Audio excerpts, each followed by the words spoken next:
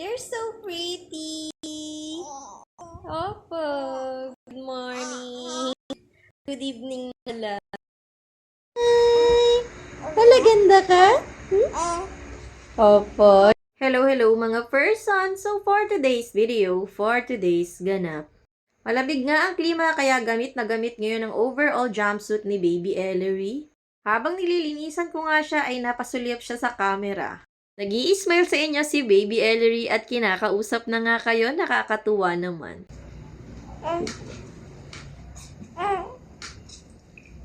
Nagmumuryot na nga ang Baby Ellery kaya naman nilinisan ko na siya sa mga oras na yan. Alam niya talaga yung oras na pag kailangan ko na siyang paliguan o kaya kailangan ko na siyang linisan, talagang nagliligalig siya. At kapag nililinisan ko na nga siya ay talagang tuwang-tuwa na siya mga person, good mood na good mood. 2 days na nga siyang di nakakaligo gawa ni Bagyong Enteng. Panay health bath na naman ang Baby Ellery. Gusto ko nga sanang paliguan mga person kaya lang nagagalit yung daddy niya baka daw sipunin. Kaya naman sumunod na lang kami baka sipunin pa nga mahirap na.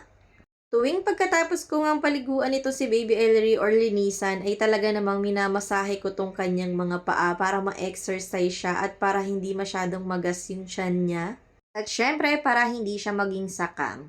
Akala ko nga talaga ay hindi ko masyadong magagamit itong mga overall jumpsuit niya dahil wala naman kaming aircon at mainit ang panahon dito sa Pilipinas.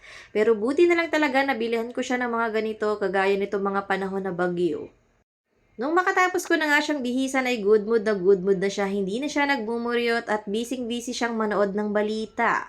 Habang ang Daddy Gerson naman natin ay abala-abala dito sa kusina habang nagluluto na ng aming panghapunan. Ayon nga sa balita ay nakaalis na ang Bagyong Enteng kaya naman inaayos na ni Ate Chelsea ang kanyang sapatos na susuotin para bukas. Etong aso naming si Sansa ay nakabantay na kay Chelsea dahil nangihingi na yun ng pagkain. Gutom na ang tataba na kasi ng puppies na pinapadede niya. Kaya naman bago kami kumain ay binigyan na muna namin siya ng pagkain para makakain na rin siya. Sabay naghain na nga rin ako mga person dahil patapos nang magluto ang Daddy Gerson nyo. Good mood ang Baby Ellery kaya naman nakakain kami ng ayos mga person, hindi siya nagmuryot at tingnan nyo panay nood lang siya doon sa balita. Akala mo naman ay talagang nakaka-relate na siya sa balita. Eto nga pala ang ulam namin mga person, daing at talong, paborito nga yun ng Daddy Gerson nyo at napakasarap nga nito lalo na ngayon tag-ulan. Samahan na rin namin ng ginayat-gayat na maliliit na orange. Panghimagas, tanggal umay. At ayan na nga mga person, kain po tayo mga person. Binibilisan ko na nga yung kain ko dahil medyo naungot-ungot na nga itong si Baby Ellery. Nagugutom na nga siguro kaya pagkatapos kong kumain ay pinalunch ko na agad siya sa akin.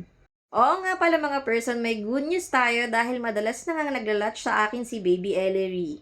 Nagugustuhan niya na ulit ang breast milk ko sa wakas. At eto na nga mga person, nalasing na siya sa breast milk ko at nakatulog na nga siya ng ayos. Hanggang dito na lamang muna mga person. Thank you for watching Mommy Nika Mini Vlogs.